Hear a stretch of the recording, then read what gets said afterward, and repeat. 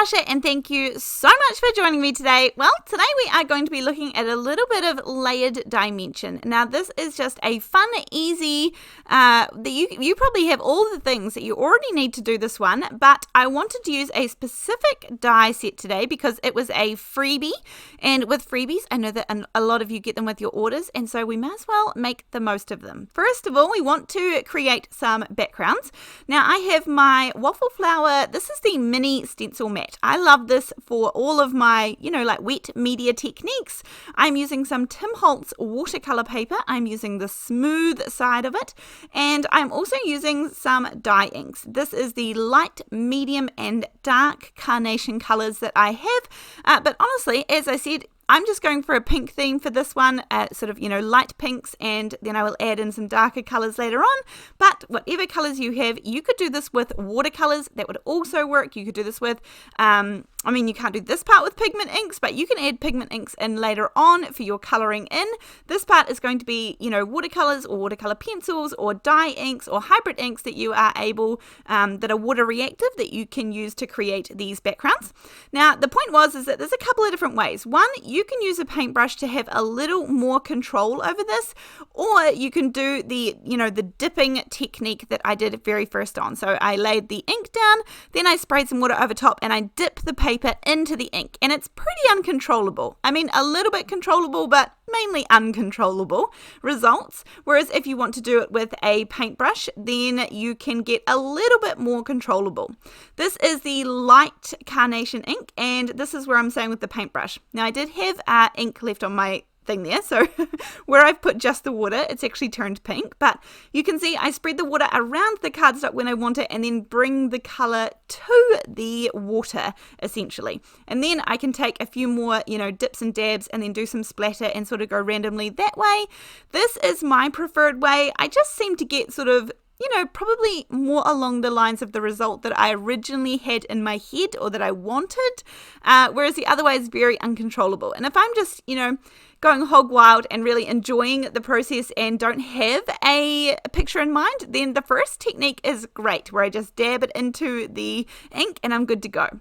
Now, this one, the two on the right are the medium carnation inks, and the one on the left is the light. Now, here is the freebie die. This is the Scalloped flower shape dies from scrapbook.com. It has 4 little dies in here.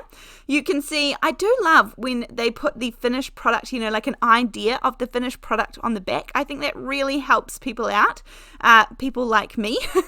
But for this one, I'm going to be cutting into these backgrounds with the plain colored flower ones. This just saves me having to do another whole page of this and die cut out of it. I may as well die cut out of this one. You could, if you wanted to, use the other, another piece that you had created to do this die cutting. Or if you like that it carries on the ink colored pattern, then you can also do it this way. You'll see what I mean in just a minute. I'm going to cut 3 of these gorgeous little flowers out and then put that to the side. Then, out of the scalloped one that sort of layers up nicely, I'm going to die cut some of these out of just some regular white cardstock, and then I'm going to ink these up using, again, the medium carnation ink. And so with this, honestly, you could get away with almost using one. If you used a one-colored ink, if you used a light version, for the backgrounds, and then just came in a little bit heavier, I think that would work really well. Now, if your die cut pieces are not staying in place well, then pop some mint tape or some low-tack tape over the back, and that will keep them in place whilst you colour them. Now, this little stamp set here, all I wanted out of it was the little dots. I love this little puppy dog, but all I want out is the dots, and I'm going over those centre pieces of the flowers with some VersaMark sticky embossing ink, and then I have some blue Perfect Pearls. This is in the colour Blue Hydrangea, and I'm just going to go over for a little bit of shine. With all of my cards, I like to add in, several elements that I kind of like, almost like a recipe for creating a card, and I like to add the element of shine. So that was what I wanted to bring into this one. This is the happy birthday from Pink Fresh Studios, and it just has a gorgeous little happy birthday there that I'm going to stack. I actually cut this one apart. It does usually sit side by side, you know, like that's how it comes, but I cut this apart, so obviously I can use it in a few more ways. Then I have my card base here, and I'm actually going to stamp. This stamp set has some beautiful inside card little things that you can stamp in there as well. So I'm just going to open up my card base, and I'm going to stamp a gorgeous little sentiment to go in the center of the card. And then if you are impatient like me, I have stamped this with some VersaMark, VersaFine Onyx black ink, and this is going to stay wet for a little bit of time because it's a pigment ink. But if you want to carry on and work on the front of the card, then I just take a piece of low-tack tape, a piece of mint tape, which is perfect, and I just stick that right over the words that I have just stamped, and that way I can close the card and no ink is going to transfer anywhere. I'm using my guillotine trimmer just so that I know nothing will catch here, and I'm going to just cut off a little bit so that I have a gorgeous background border. This is where, you know, this is wet and I'm sort of loathsome to shut it. You can see I'm hesitating, so I grab a piece of mint tape, pop it over. That way I know there's going to be no transfer. So you can see now that I've cut this off, I just want to measure, make sure that my border is what I'm expecting it to be, because, you know, with my measuring, sometimes things can be off. So we always want to check all the way through the process.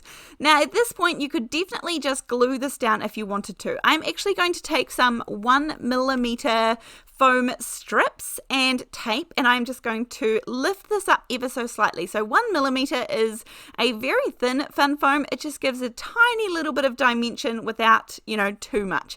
So once I have that all sorted, then I'm going to pop this down onto my card base. This is the one that has the little sentiment stamped on the inside, and these gorgeous flowers. Now this is where I pointed out that actually you could have die cut out of these pieces here, or you could have die cut out of a whole nother piece, because we're essentially going to somewhat cover these up. Now, if you want to, you could actually offset them as well, and so you'd be able to see the original die cut, but for this one, I'm going to keep them in exactly the same place, and we have that continuity of, you can see on some of the petals, where the ink, you know, skips around and things, we have that gorgeous continuity. So I quite like die cutting them out of the original plan.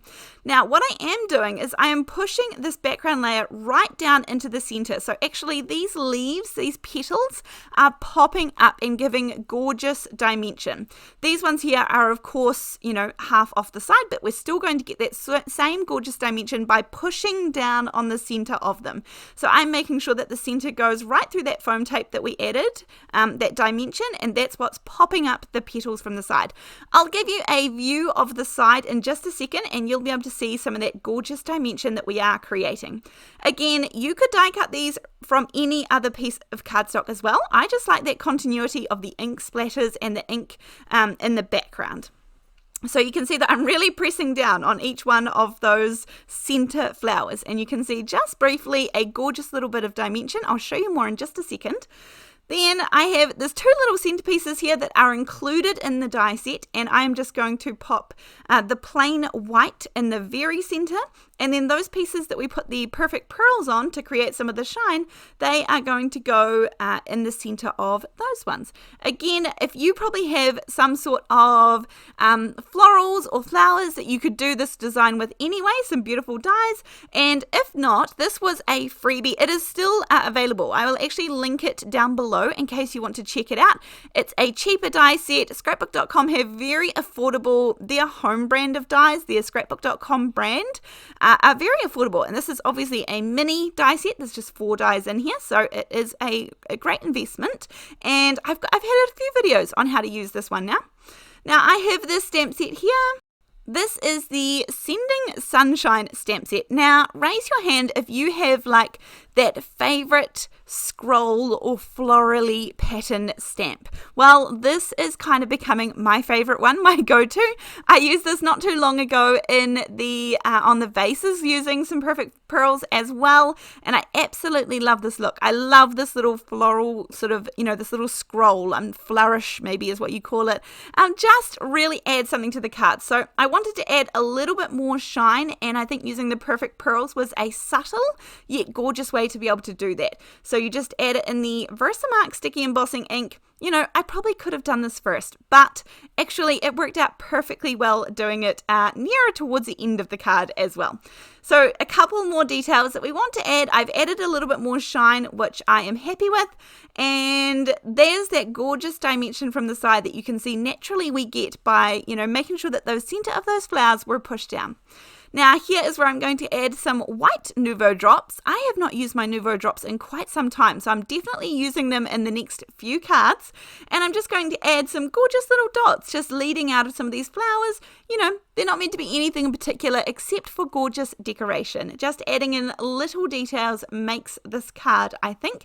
And I had a really fun time. As I said, this was nothing too outrageous. It was just a fun time creating a gorgeous card that could go to so many different people in my life. So thank you so much for joining me. If you are enjoying this channel, please make sure you are subscribed and the notifications are on.